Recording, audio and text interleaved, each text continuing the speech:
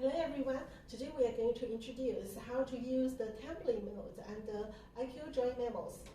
Here we can find that at the bottom bar, the last one,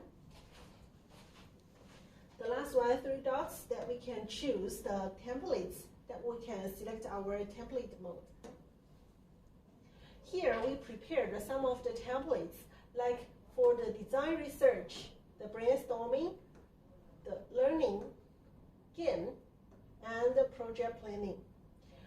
If we are, for example, if we are going to have a brainstorming meeting, we can choose the brainstorming here and choose confirm. When we go into the template mode, that suggests that we can click on the handwriting separation mode. It will be easier for us to do templates operation. Here, that's at the top, we can see that here is a description that shows how we can use this kind of template. Here, in the brainstorming template mode, we can have 3 topics, and we can change the text for the topic. Like we can change it by select edit and change the words for it. Or we choose delete, that use our pen to write on it. We can discuss on something happens before or something that happens now, and something we are going to discuss in the future.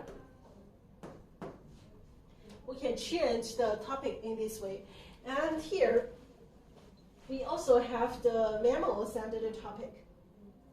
That's when we are going to write on it, we can choose the full screen. And we can write on it 1, 2, 3. That is what we are going to discuss. And we select the restore. That's the topic in the memo. The memo will be restored to go back to this topic. And if when we are during our discussion that we are not quite sure about some memos where it belongs to, that we can choose a different color, for example this one. And we can choose the full screen to write on it.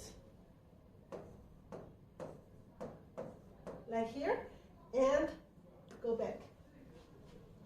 For this memo, if we are not sure about it, we can just put it here, and when we decide that it belongs to the one of the topic, that we can put it here and change the color for it.